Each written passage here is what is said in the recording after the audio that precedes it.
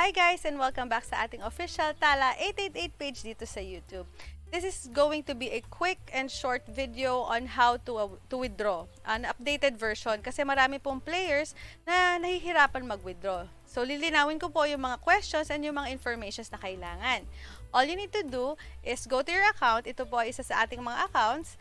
For demo, papakita ko lang po sa inyo. All you need to do is to click on your profile and then withdraw. And then dito, makikita nyo po is meron po kayong options dito sa left side. Nandito po yung deposit, withdraw. You can also buy crypto and crypto withdraw. So dito po tayo sa PHP withdraw. And then pag naklik nyo po yan, makikita nyo na po yung available balance. And then sa withdrawal 2, ikiklik nyo lang po ito at dadalhin po niya kayo sa bagong box, which is nandito po yung information. Guys, lilinawin ko lang po, no? Dito po, sa electronic wallet type, you will click GCash, and then yung card holder name is yung GCash account name. Lilinawin ko po GCash account name, kung saan nyo po i-withdraw yung inyong mga winnings. Bank account number, hindi po yung bank account nyo, ito po yung ating GCash number, kung saan nyo po i-withdraw yung inyong winnings. So, ilalagay nyo lang po yung cellphone number dito sa bank account number and also dito sa phone number. Iisa lang po yan.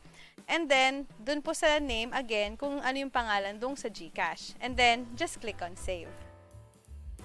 Kapag naklik nyo na po yung save, magre-reflect na po dito ngayon kung ano yung information, and then, ikiklik nyo lang po or itatype nyo lang kung ano yung gusto nyo i-withdraw na amount. For example, para po dito sa ating account na to, pwede tayo mag-withdraw ng 801. So, let's withdraw 800. Ayan. So, magtataka kayo bakit ang withdraw nakalagay is 784. Kasi po, meron tayong withdrawal fee na 2%. Kaya po legal and safe na safe po dito. Hindi po biglang mawawala ang Tala 888. So, all you need to do is click that. And then, ayan na po siya. Aantayin nyo lang po dumating yung inyong GCash and makakakuha na rin po kayo ng confirmation.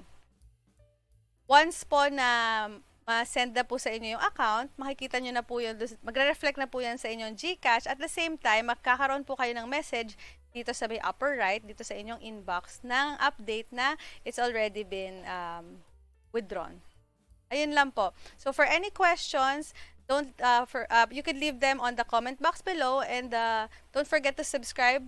And if you want to try Tala 888, our official link is on the comment box below. Thank you guys and enjoy playing!